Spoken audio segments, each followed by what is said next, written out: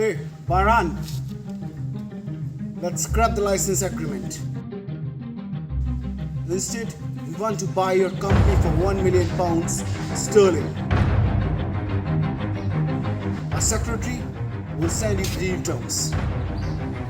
Enjoy your weekend.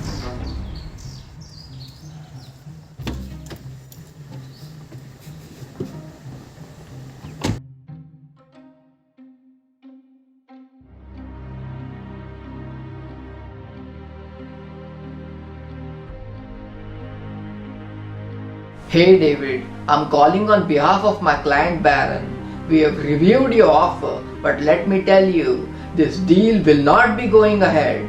In a couple of years, my client will be at a position to buy your company. Go ahead and enjoy your week. So, today I'm going to be talking about why I rejected a £1 million acquisition offer at 16 for my tech startup. Now, I can't actually reveal who the acquirer was just because I'm still under an NDA.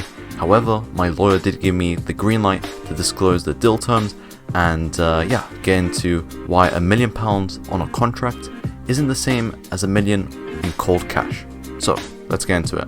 Earlier this year, I was approached by a company that's more established in the market my startup's currently operating in. So essentially I thought this would be a good opportunity to partner with them and essentially license our technology to them, just because they were offering a hardware-based solution, whereas we're developing computer vision-based solutions that don't rely on external hardware systems, meaning if we hit scale, we could render their solution completely obsolete.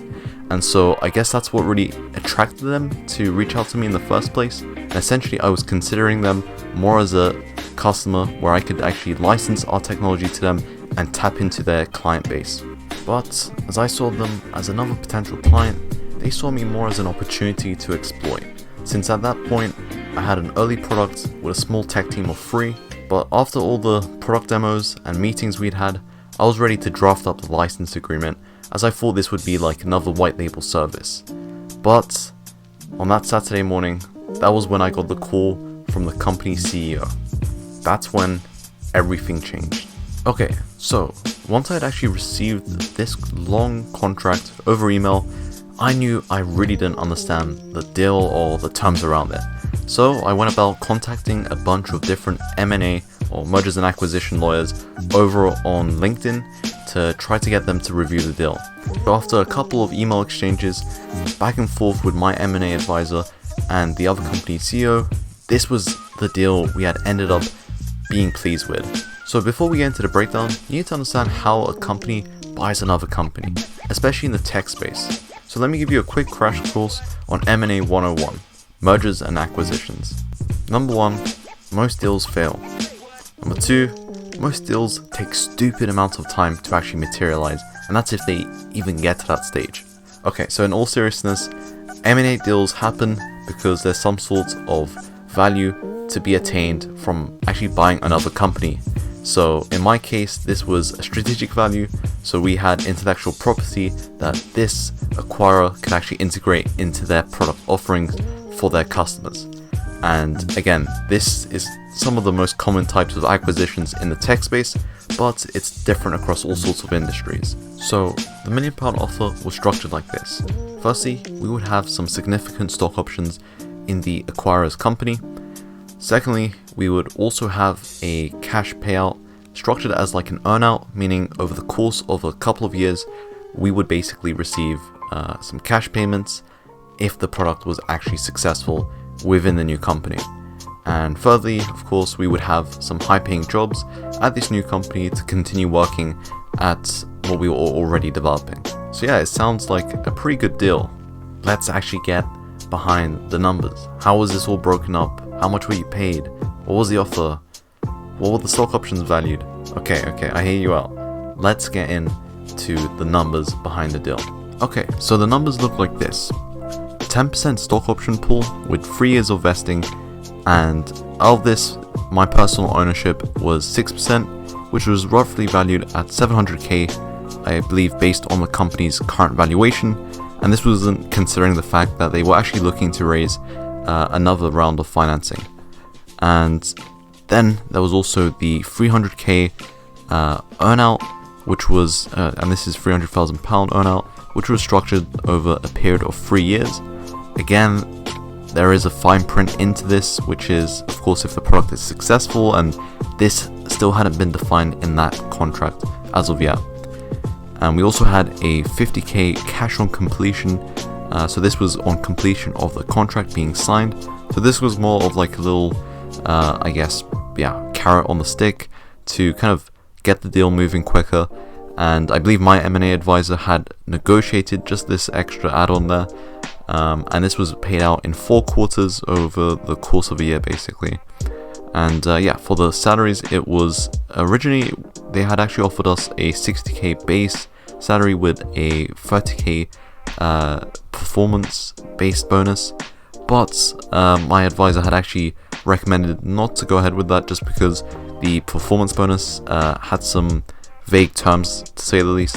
And so we ended up going with just a 60k base salary, and my personal role in the company would be CPO, or Chief Product Officer. And this is how the deal really looked like. So it was actually a little over £1 million in deal value, I believe 1.05 mil, with again a breakdown of 350k in cash and 700k in stock options. So that's what the deal looked like. And now let's get to the reason as to why I said no, and why it didn't end up actually going ahead. Now, why would I miss out on such a deal? This sounded perfect. I mean, you had the salary, you had the cash, the earnout, the stock options. I mean, it couldn't have got better, right? Well, actually, it did. So, I mean, the reason I really didn't go ahead with this was up to a couple of reasons. So the first one, of course, was I actually believed that I was kind of selling myself short. I mean, at this point, we had literally not even a beta. We hadn't even launched the product properly. We were selling this more to some B2B clients, trying to sell it as like a white label service. And so we were super early in understanding the market and really the value our product had in the current landscape. And the other reasons were such as the fine print of the deal. So the stock options, again, stock options aren't real equity in companies. So usually this is given to employees, and there have been so many cases in the past where employees who've had stock options in companies have not had any of that rewarded in and really cashed out in solid cash, just because the company and the way deals work and the way let's say if our acquirer had been acquired, or if they sold the company, the way it works is firstly the investors, depending on the liquidation preferences that they've had set up, would cash out first. And usually what happens is the employee is last on the list to be paid out in an event of an acquisition or the event of a sale of a company. And so for most employees, there have been cases where those stock options haven't returned any value. I mean, there have been loads of cases where especially with the vesting mechanics, which, and what I mean by that is the way you earn those stock options. So again, you don't get your stock options up front. You, over the course of I'd say 3 to 5 years, they vest, meaning you only earn them once the company, and once you can stay out the company for longer than 3 years. And usually if you sell your company, you don't want to work on the same projects, then you wouldn't want to stay there working as an employee for a couple of years. So that's why actually most founders don't receive their stock options or earnouts in the case of just straight cash. And for me that was a real deal breaker, just because I wanted to have more flexibility, and if I was going to sell out, I would want to move on to something new. The third reason I'd say was under someone else's management, I would just be following orders and wouldn't really have enough freedom to take this to market myself. And so those were the reasons I really didn't end up going ahead with this deal. And I think that's actually turned out pretty well. We've managed to onboard some really world-class investors, and the company's current valuation, I believe, sits at 2.8 million, and I still own 50% plus of the company. So I can say that I think I've made a right decision in this, and again, I still have full control of my company in terms of running it with my other co-founders and building a product that I want to build and taking it to market the way I want to take it to market. So my biggest learnings from this whole process of having this offer, going through the whole M&A cycle of receiving the offer, negotiating it, you shouldn't sell yourself short, and you should really trust your instinct when it comes to these kind of deals. Because again, if I went ahead with it, yes, I would have this cash payout and I would have all this stuff on paper, but again, if I don't really like working with the company, if it's not working out, I would actually never see the fruition of that full £1 million. I would actually probably see, you know, a couple months worth of salary and maybe one installment of the 50k cash on completion. So yeah, that's about it. Don't sell yourself short and always trust your instinct when it comes to any business deal. If you guys have found this video useful and have learned something new, please make sure to smash that like button to help the YouTube algorithm get this out there more. Subscribe if you would also like to see more content like this, where I explain and break down the economics of a startup. Let's build that startup. I'm Baron Korkmaz. Until the next one.